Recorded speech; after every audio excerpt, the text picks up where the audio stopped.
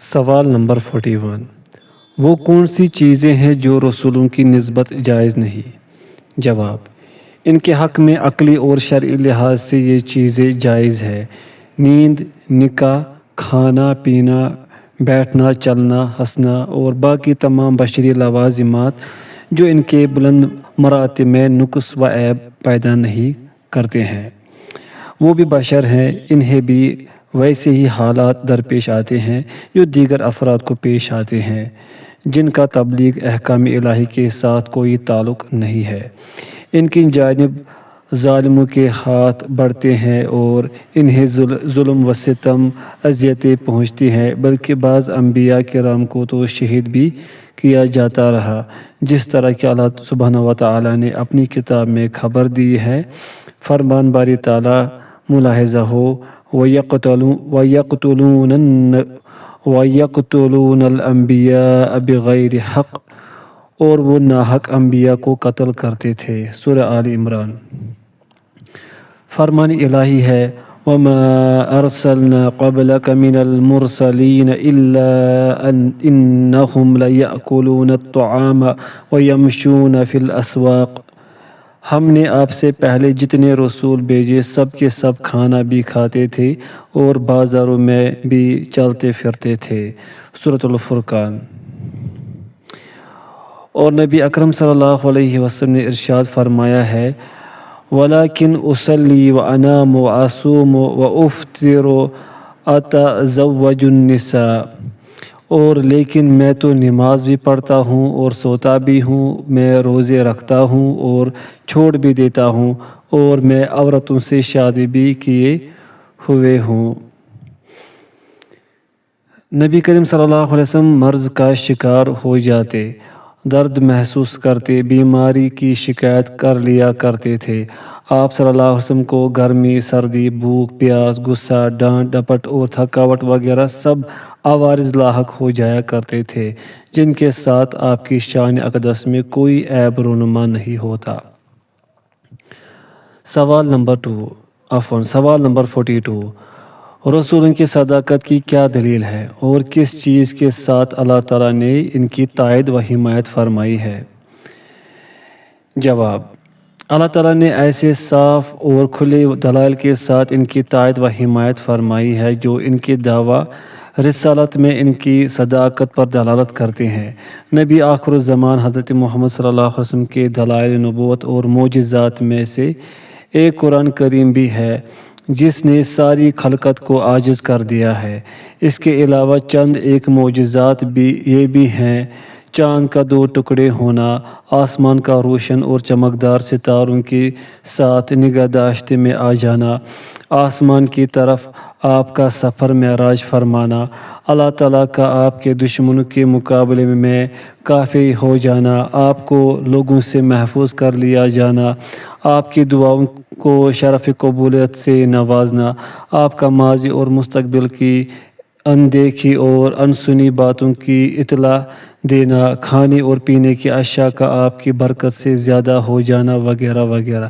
جس طرح کہ اللہ تعالیٰ نے حضرت موسیٰ علیہ السلام کی اس طرح تائید و نصرت فرمائی تھی۔ فرمان رب کائنات ہے: وَلَقَدْ آتَيْنَا مُوسَىٰ 9 آیَاتٍ بَيِّنَاتٍ، ہم نے موسیٰ کو 9 معجزے بالکل صاف عطا فرمائے۔ سورہ بنی اسرائیل۔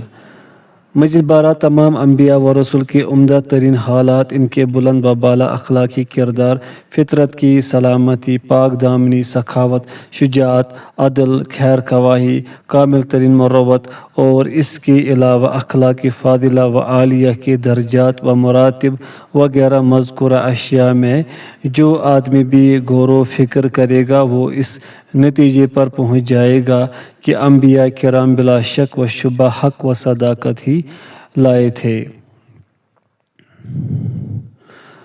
دوبارہ اٹھنے پر ایمان۔ سوال نمبر 43، بعثت سے کیا مراد ہے؟ اس کی دلیل کیا ہے؟ اس پر ایمان رکھنے کا کیا حکم ہے؟ جواب، لغہ: حرکت دینا اور پیچھے چلانا۔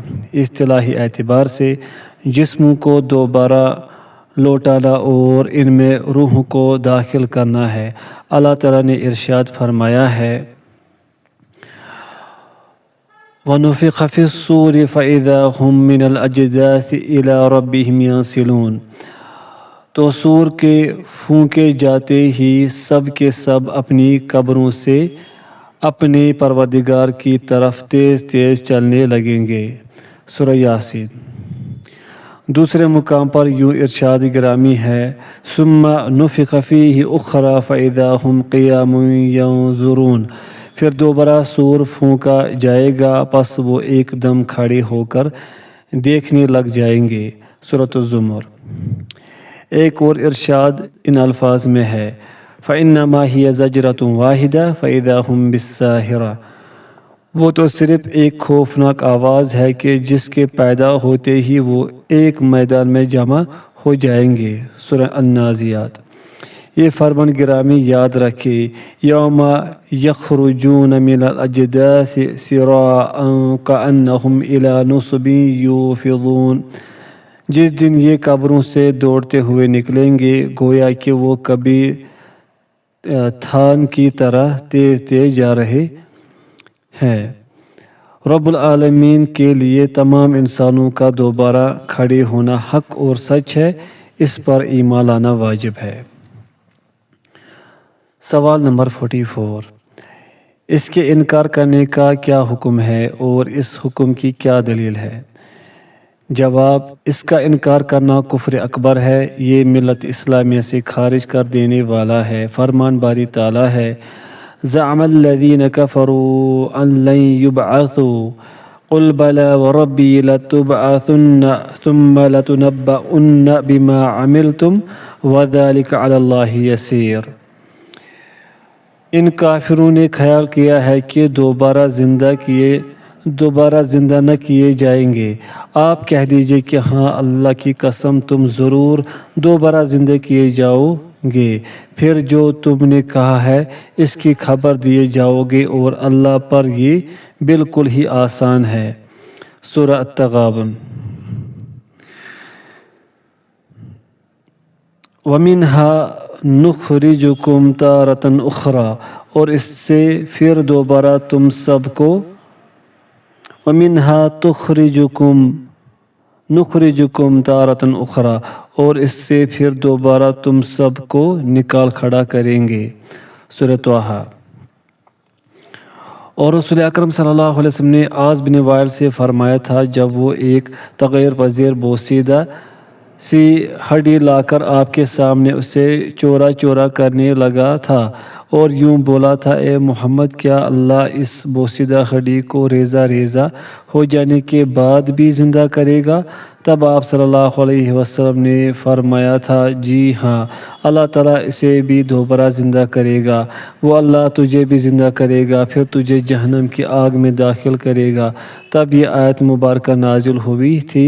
فرمان باری تعالیٰ ہے، اولم یر الانسان انا خلقناه من نطفة فاذا هو خصیم مبین وضرب لنا مثلا ونسی خلقه قال من یحیی العظام وهی رمیم قل یحییها الذی انشأها اول مرہ۔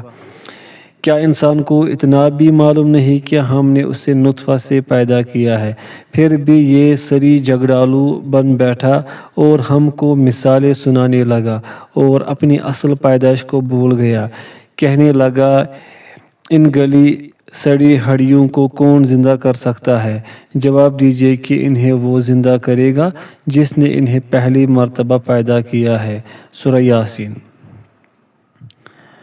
امام ابن قیم رحمہ اللہ نے النونیہ میں ان ارکان خمسہ کو یوں بیان کیا ہے، ایماننا باللہ ثم برسلہ وبکتبہ وقیامت الابدان۔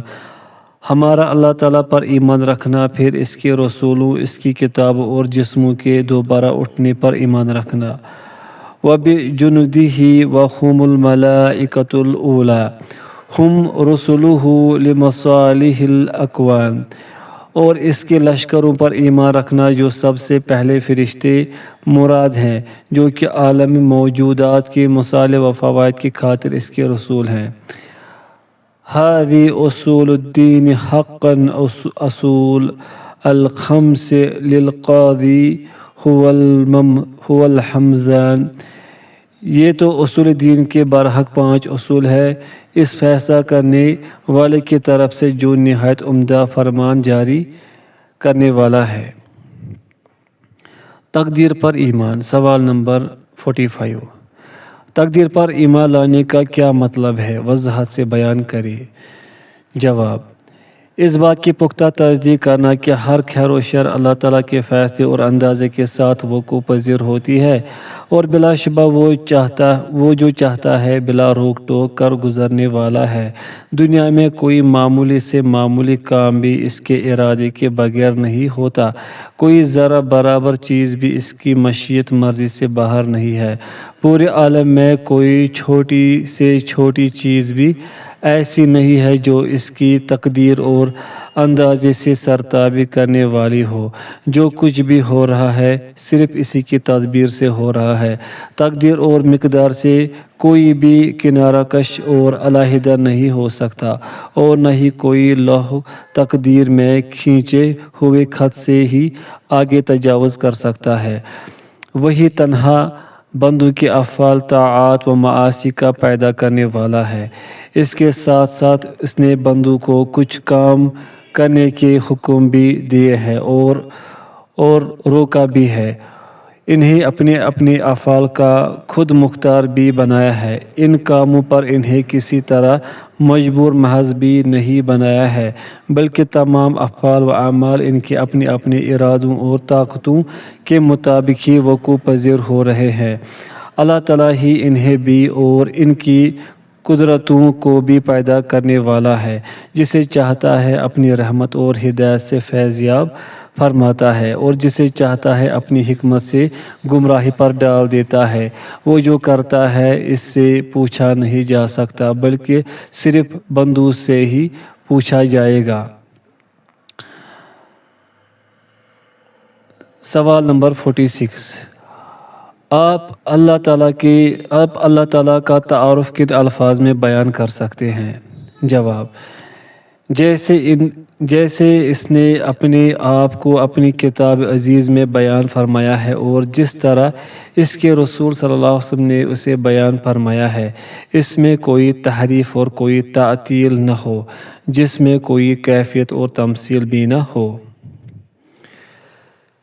تحریف، سوال نمبر 47۔ تحریف کیا ہے؟ اس کی اقسام کون کون سی ہے؟ ہر قسم کی مثال کیا ہو سکتی ہے؟ ہر قسم کی مثال کیا ہو سکتی ہے؟ جواب: تحریف دراصل تغیر و تبدل کو کہتے ہیں، اور اصطلاح میں اللہ تعالیٰ کی اسماء حسنی اور صفات باری تعالیٰ کے الفاظ کو یا ان کے معنی مطالب کو تبدیل کرنا تحریف کہلاتا ہے۔ اس کی 2 قسمیں ہیں۔ پہلی قسم لفظی تحریف، لفظ کو کسی زیادتی، کمی یا شکل کی تبدیلی کے ساتھ بدل دینا، اور یہ بالکل ویسے ہے جیسے جہمیہ کا استوا کو استولا کہنا ہے، یعنی لام کے اضافے کے ساتھ، اور یہود کا لفظ ہنتا کہنا، جب انہیں کہا گیا کہ ہتہ کہے، اور بعض بدعتیوں کا وَكَلَّمَ اللَّهُ مُوسَىٰ تکلیما میں اللہ لفظ الجلالہ پر زبر پڑھنا، اور ان لوگوں کا فرمان الہی وجاء ربک میں یہ معنی لینا وجاء امرک ربک۔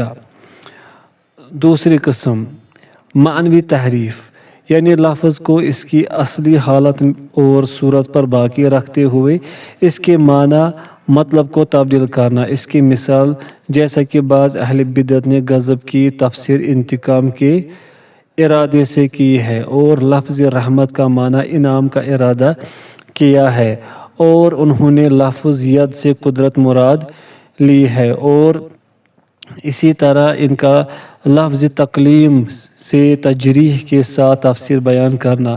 امام ابن قیم رحمہ اللہ نے یوں فرمایا ہے: امر الیہود بان یقولوا حطہ فابوا وقالوا حنطۃ لحوان۔ یہود کو حطہ معاف کر دے کہنے کا حکم دیا گیا تھا، انہوں نے یہ لفظ کہنے سے انکار کر دیا، اس کی جگہ ذلیل و حقیر بنتے ہوئے حنطہ گندم کہنا شروع کیا۔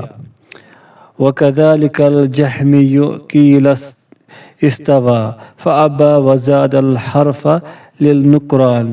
اور اسی طرح فرقہ جہمیہ والوں کو کہا گیا استوا اللہ تعالیٰ عرش پر مستوی ہوا، انہوں نے بھی انکار کیا اور اسی بنا پر ایک حرف کا اضافہ کر دیا اور یوں کہا استولا یعنی غالب اور قابض ہو گیا۔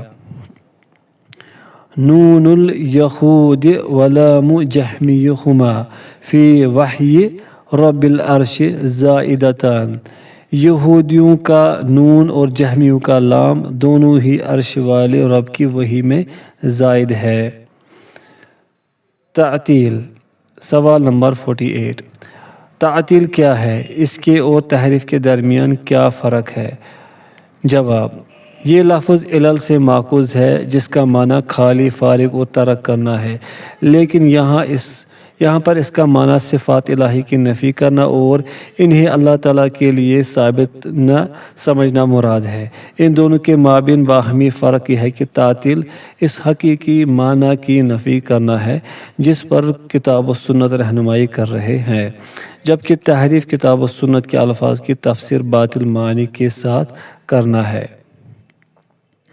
سوال نمبر 49، تعطیل کی اقسام کون کون سی ہیں اور کتنی ہیں؟ جواب، اس کی 3 اقسام ہیں۔ پوائنٹ فرسٹ، اللہ تعالیٰ کے کمالات مقدسہ کی تعطیل کرنا، یعنی اللہ تعالیٰ کے اسماء مبارکہ اور صفات عالیہ کو معطل قرار دینا، جیسا کہ جہمیہ، معتزلہ اور ان کے نقش قدم پر چلنے والوں کا وتیرہ ہے۔ پوائنٹ سیکنڈ، اس کے ساتھ معاملہ کو معطل قرار دینا، یعنی اس کی عبادت ترک کر دینا یا اس کے ساتھ کسی غیر کی بھی عبادت کرنا۔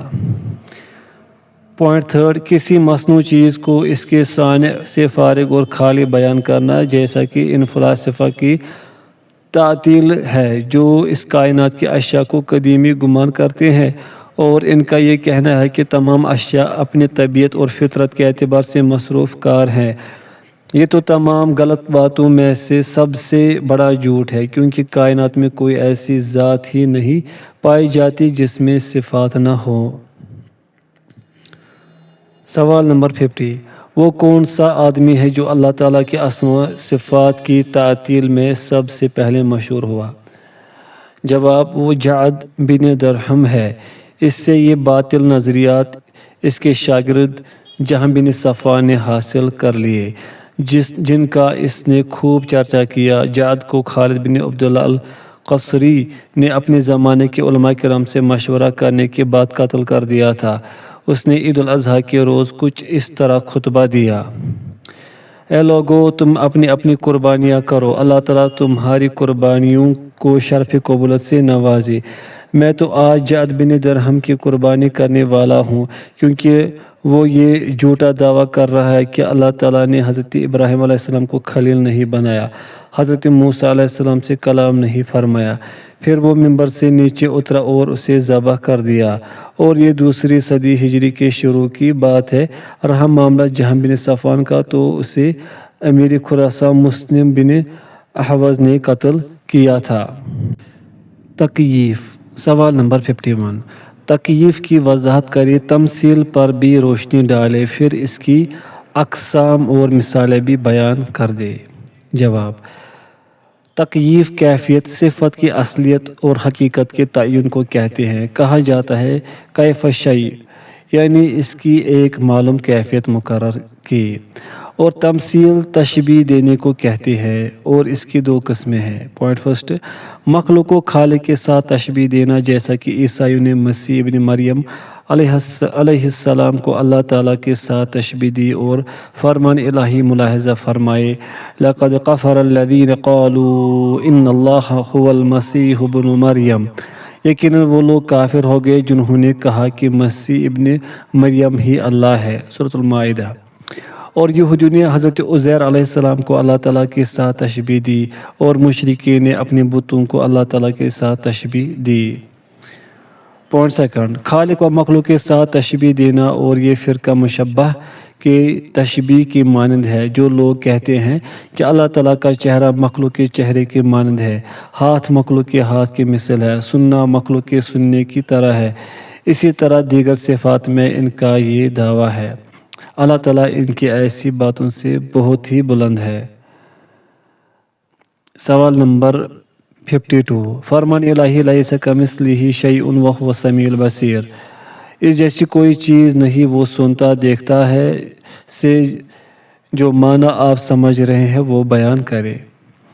جواب، اس آیت مبارکہ سے پتہ چلتا ہے کہ اللہ تعالیٰ اپنی مخلوق کی مشابہت سے منزہ اور پاک ہے۔ وہ نہ ہی تو اپنی ذات میں، نہ ہی اپنی صفات میں، اور نہ ہی اپنے افعال میں کسی دوسرے کی مانند اور مثل ہے۔ اس آیت کریمہ کے پہلے حصے یعنی لیس کمثلہ شیء میں مشبہ فرقہ کی تردید ہے، اور اس کے آخری حصے یعنی هو السمیع البصیر میں معطلہ فرقہ کی تردید ہے، اور اس میں صفت سمع اور صفت بصر کا اثبات بھی ہے۔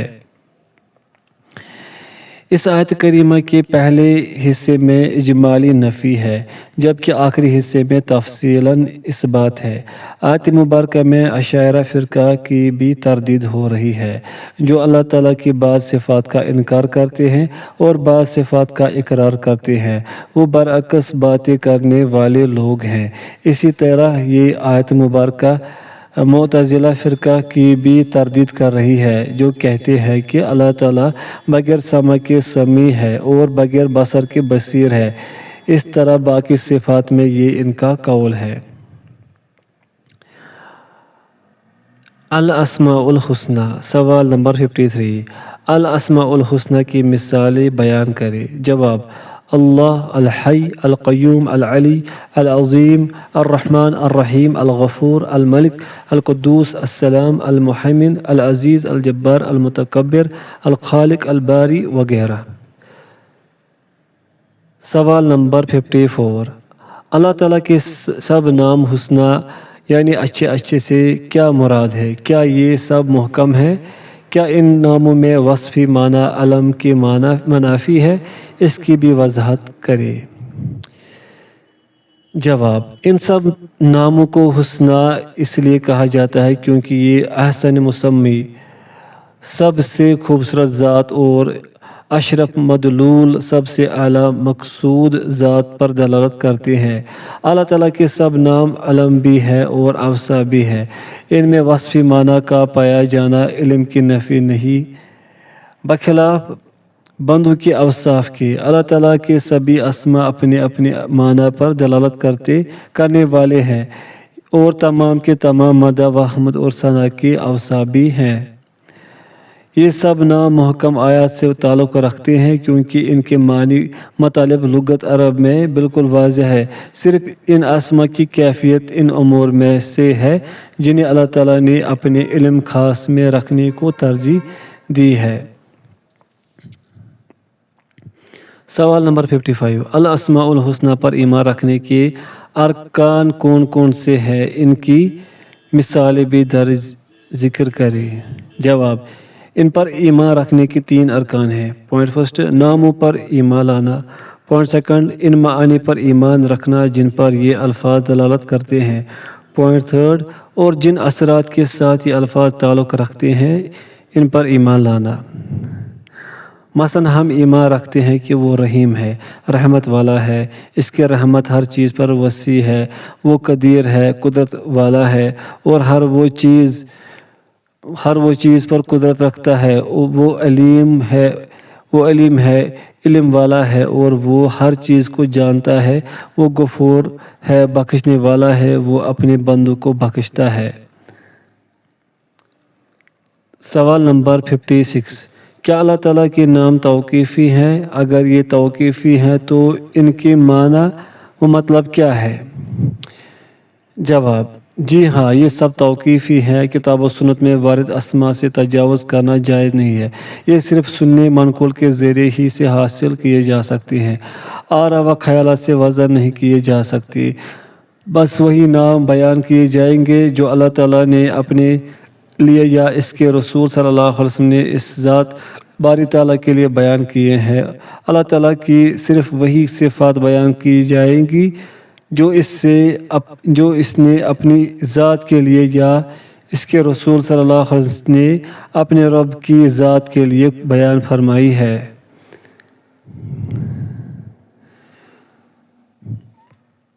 اس لیے یہ سب نام توقیفی ہے، ان میں کسی استحسان اور کسی اجتہاد کا کوئی عمل دخل نہیں ہے۔ سوال نمبر 57، الاسماء الحسنی کی دلالت کی اقسام کون کون سی ہیں؟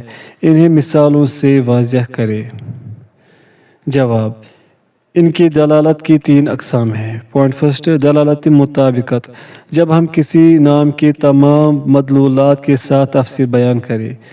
پوائنٹ سیکنڈ، ضمنی دلالت، جب ہم اس نام کے بعض مدلولات کے ساتھ تفسیر بیان کریں۔ پوائنٹ تھرڈ،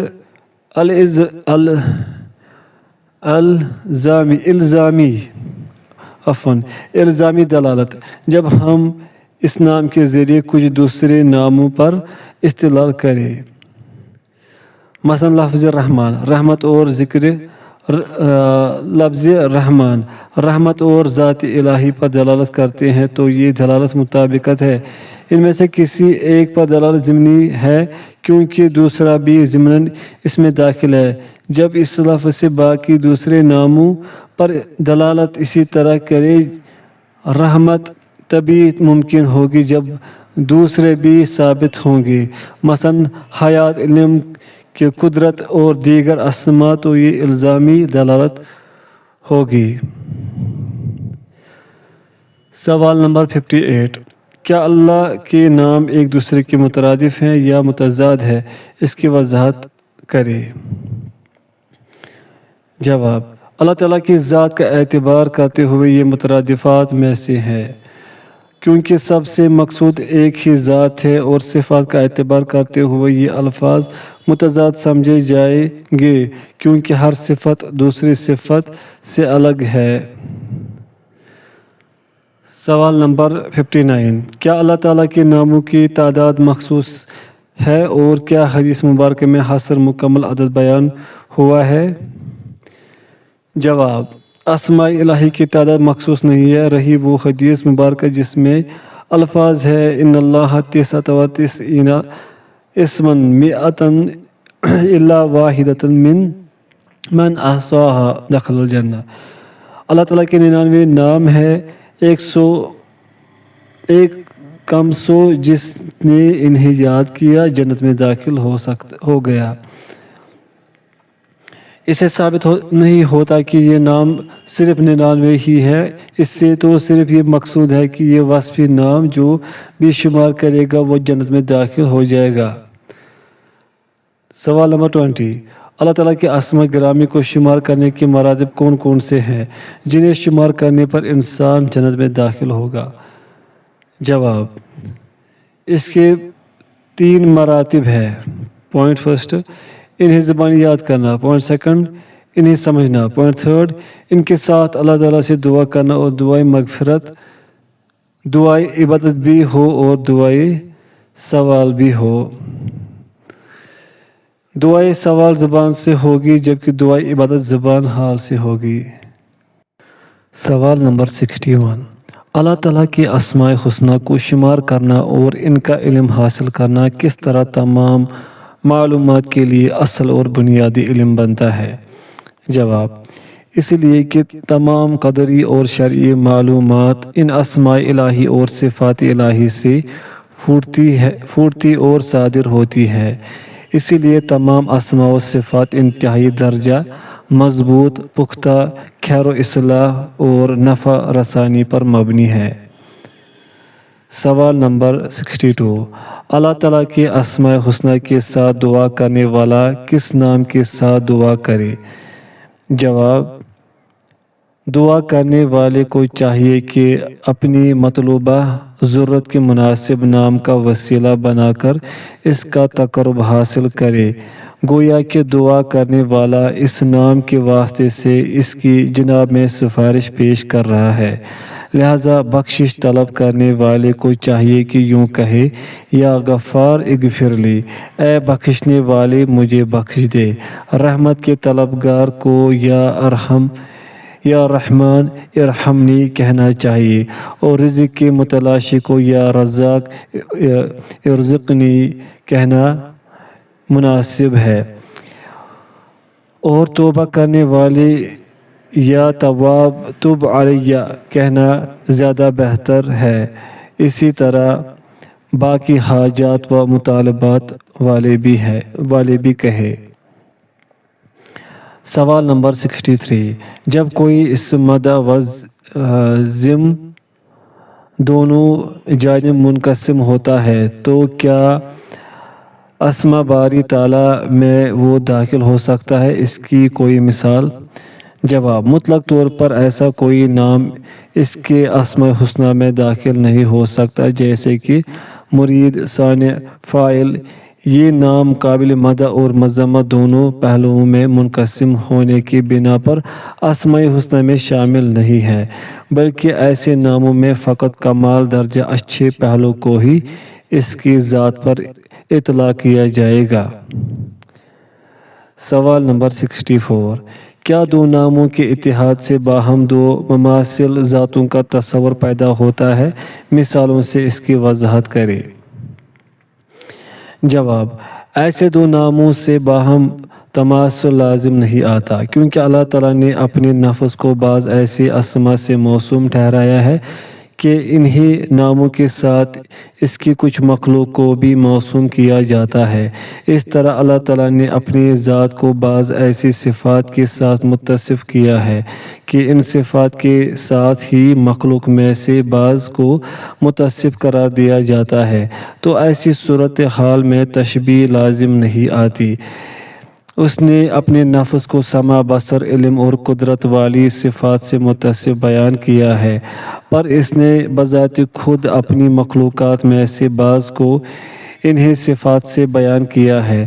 تو مخلوق میں سے سمیع اللہ تعالیٰ کے سمیع ہونے کی طرح نہیں ہے، اور مخلوق میں سے بصیر اللہ تعالیٰ کی بصیر ہونے کی طرح نہیں ہے۔ اس میں حقیقی بات یہ ہے کہ ہر موصوف کی صفات اس کی ذات کے مناسب اور لائق ہیں۔ تو جس طرح خالق اور مخلوق کی ذاتوں میں کوئی مناسبت نہیں، اسی طرح ان دونوں کی صفات میں بھی کوئی مشابہت و مماثلت نہیں ہے۔ سوال نمبر 65، اللہ تعالیٰ کے ان اسماء مبارکہ کی کوئی مثال ذکر کرے جو ایک دوسرے کے مقابل ہونے کے ساتھ ساتھ باہم ملے جلے اور ظاہری طور پر جوڑا ہیں، جن میں سے کوئی ایک اسم دوسرے سے جدا کر کے نہیں بولا جا سکتا، صرف دوسرے سے ملا کر ہی بولا جا سکتا ہے۔ صرف ایک اسم کو بولنے میں کیا خطرہ ہے؟ جواب، ایسے ناموں کی چند مثالیں یہ ہیں: المانع، المعطی، الضار، النافع، المضل، المعز، القابض، الباسط، الخافض، الرافع وغیرہ۔ ایسے باہم ملے جلے اسماء میں سے کسی ایک کو منفرد طور پر الگ استعمال نہ کرنے میں یہ حکمت ہے کہ ایسی صورتحال میں نقص و عیب کا وہم پیدا ہوتا ہے، جبکہ اللہ تعالیٰ اس کمزوری سے پاک اور بلند ہے، اور حقیقی کمال کی اعلیٰ و اکمل شکل و صورت دونوں ناموں کو اکٹھا رکھنے میں ہی موجود ہے۔ صفات کی اقسام۔ سوال نمبر 66، اللہ تعالیٰ کی صفات کی کتنی قسمیں ہیں؟ ہر قسم کی ایسے انداز میں توضیح کرے جو اسے دوسری سے نمایاں اور ممتاز کر دے۔ جواب، ان کی دو اقسام ہیں۔ پوائنٹ فرسٹ، ذاتی صفات، جو اللہ تعالیٰ سے کسی حالت میں بھی جدا اور الگ نہیں ہوتی۔ پوائنٹ سیکنڈ، فعلی صفات، جو اللہ تعالیٰ کی مشیت و قدرت سے تعلق رکھتی ہیں۔ سوال نمبر 67، ذاتی صفات اور فعلی صفات کی مثالیں ذکر کریں۔ جواب، ذاتی صفات کی مثالیں علم، حیات، قدرت، سمع، بصر، چہرہ، ہاتھ، انگلی، قدم، پاؤں، ملکیت، عظمت، کبریائی، عزت، بلندی، قدم، بے نیازی، رحمت اور کلام وغیرہ۔ جبکہ فعلی صفات یہ ہے: استوا، اترنا، آنا، ہنسنا، راضی ہونا، تعجب کرنا، ناراض ہونا، زندہ کرنا، مارنا، خوش ہونا، غصے ہونا، ناپسند کرنا، محبت کرنا وغیرہ۔ تو ان صفات کے متعلق کہا جاتا ہے کہ یہ نوع کے اعتبار سے قدیم ہے، جبکہ وقوع کے اعتبار سے نئی ہے۔ سوال نمبر 68، کیا صفات الہی میں بات کرنا اس کی ذات کے متعلق بات کرنے کے مخالف ہے؟ جواب: صفات میں بات کرنا بالکل ذات کے متعلق بات کرنے کی ہی طرح ہے، جس طرح اللہ تعالیٰ کی ذات ہے جس سے باقی ذاتیں مشابہت نہیں رکھتی، بالکل اسی طرح اس کی صفات ہے، دوسروں کی صفات ان سے مشابہت نہیں رکھتی، کیونکہ صفات تو ذات کے فرع ہوتی ہے جو بالکل ذات جیسی ہی ہوتی ہے، تو بعض صفات میں گفتگو کرنا بالکل ذات میں گفتگو کرنے کی مانند ہوگا۔ آیات و احادیث میں بیان شدہ صفات میں ممکنہ مذاہب۔ سوال نمبر 69، آیات اور احادیث صفات کے متعلق مذاہب کی اقسام بیان کریں۔ جواب: ان مذاہب کی 6 قسمیں ہیں۔ علماء کا قول ہے کہ 2 مذاہب صفات ظاہریہ سے متعلق ہے۔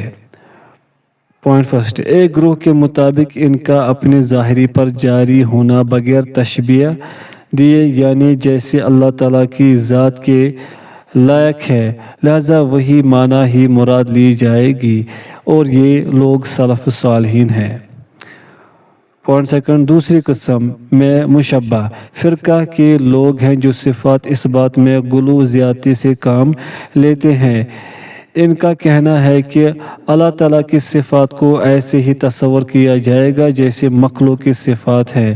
ان کا مذہب باطل ہے، سلف صالح نے اسے بے بنیاد اور غلط قرار دیا ہے۔ دوسری قسم کے گروہ صفات کے ظاہر کی نفی کرتے ہیں، جیسا کہ جہمیہ اور ان سے نکلنے والے مذاہب۔ پوائنٹ فرسٹ، ان میں سے ایک گروہ تو ان صفات کی غلط معنی کے ساتھ تعویلیں کرتا ہے۔ پوائنٹ سیکنڈ، اور دوسرا گروہ کہتا ہے کہ ان کی مراد کو اللہ تعالیٰ ہی زیادہ جانتا ہے، جبکہ 2 اقسام کے لوگ خاموشی اختیار کرنے والے ہیں۔ پوائنٹ فرسٹ، ایک گروہ کا کہنا ہے کہ ان سے مراد لینا جائز بھی ہو سکتا ہے جیسا کہ اللہ تعالیٰ کی ذات اور شان کے لائق ہے، اور یہ بھی جائز ہو سکتا ہے کہ ان سے مراد صفت نہ ہو۔ یہ طریقہ بہت سے فقہا وغیرہ کا ہے۔ پوائنٹ سیکنڈ، دوسرا گروہ وہ قرآن کریم کی تلاوت کرنے سے اور احادیث مبارکہ کی قرأت سے زائد کچھ نہیں کرتے، بلکہ ان صفات کے معاملے میں اپنے قلوب اور اپنی زبانوں کو الگ رکھتے ہیں۔ مذکورہ تمام طرح کے لوگوں میں یقیناً سلف صالحین کا طریقہ ہی درست اور برحق ہے۔ آیات و احادیث میں وارد صفات کے متعلق واجب نظریہ۔ سوال نمبر 70، اللہ تعالیٰ کی صفات کے متعلقہ آیات کے متعلق کیا حکم واجب ہے؟ جواب: ان تمام صفات کو ثابت سمجھنا اور تکییف کیفیت بیان کرنا، تمثیل مثال بیان کرنا، تعطیل نہ ماننا، تحریف معنی بدل دینا کے بغیر ان کی تصدیق کرنا۔ بعض نے کہا ہے تمام آیات صفات کا معاملہ اور حکم حق اور سچ ہے، جیسا کہ پہلے نقل ہو چکا ہے۔